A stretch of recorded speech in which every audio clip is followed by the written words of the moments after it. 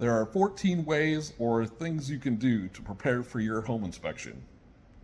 So you've listed your home, you found a buyer, you have a closing date, now you have to get your inspection.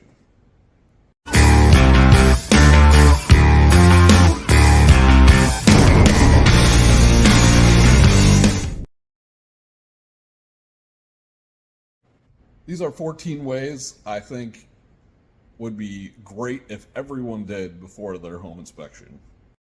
First and foremost, have access to all areas of the home. For instance, your attic access and your HVAC closet and under your sinks. Also, your electrical panel. You may also have a crawl space or other areas that need to be accessed around the outside of the home.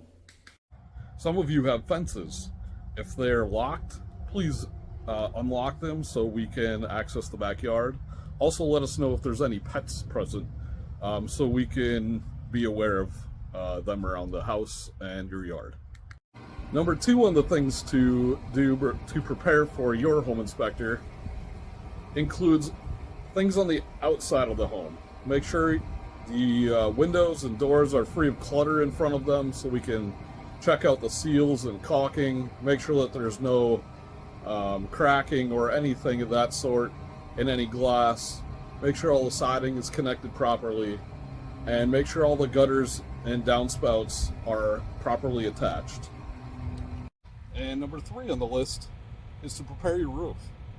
If there's any debris in your gutters and downspouts, be sure to get that cleaned out, or moss on your roof. Also, if there's low hanging branches, you want to get those trimmed as well so we can properly inspect the shingles and the other parts of your roof. Number 4 on the list is keeping a clean house.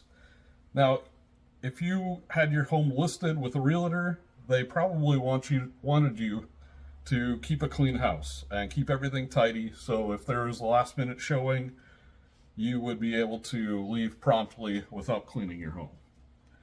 Now, for the inspector, a clean house is always great. We can see all the outlets, we can see the baseboards, we're able to see most of the walls without lots of stuff on them. This really helps us to be more efficient in the whole process.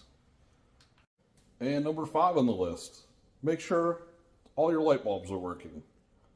This could be a couple different things for an inspector. One, it's deferred maintenance.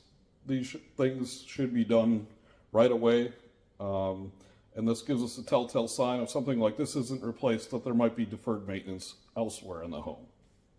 So let's check out this one. Oh, it was just loose. But there could have been faulty wiring to the actual fixture, or there could have been a breaker tripped. There's a bunch of different ways. Also, having all the light bulbs working is a great help when an inspector is going through the home. We don't need to use flashlights or headband lights or anything of that sort to see your whole home. Number 6 on the list is to make sure all of your toilets are functioning properly. Make sure they flush. Sounds great. Now listen to how long it takes to fill up, or if they do completely fill up. Sometimes you have a little water leak in the toilet itself, and the water just runs constantly. If you're a DIYer, this might be something you can fix on your own. Otherwise, get a professional. Call a plumber and have them come out and take a look and see if you can replace the faulty parts. This again will help make the inspector's job a lot easier and not have to dig further into these things. And number 7 on the list is to make sure you change your air filter.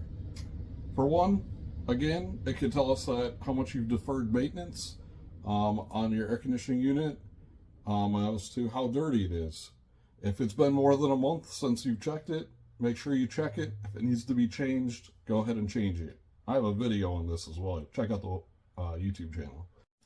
A clean air filter can also help us to feel how much air is coming out of your vents and help us to determine if the flow is kinked in the attic or in a line anywhere, just to make sure everything is as it should be.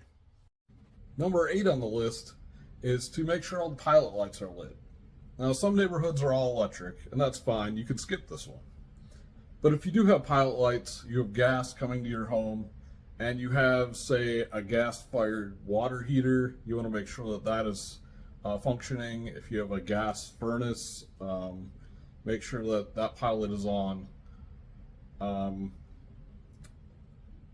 And also gas fireplace. Some people have gas fireplaces for those cool winter evenings, which we don't get many of here in Florida.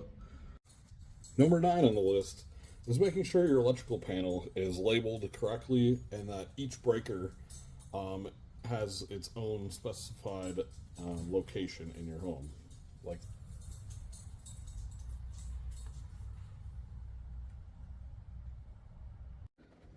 Also walk through and make sure all of your doors, if I can find it, all your doors open and close,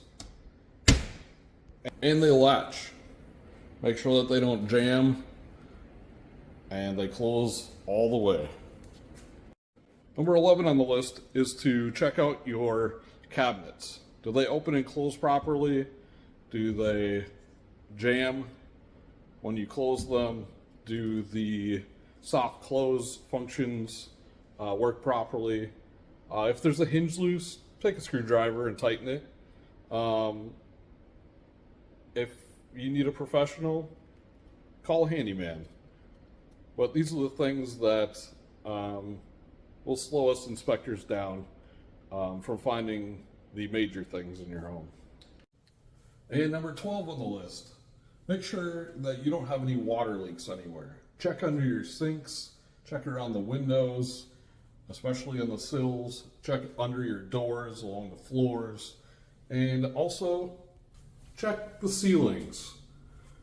One place that homeowners don't usually look up, they look at all of the other things throughout the home, and sometimes that'll get us in trouble. If we fix these leaks prior, we'll have less to worry about during the home inspection process. All right, number 13 on the list is to take care of your bug problems.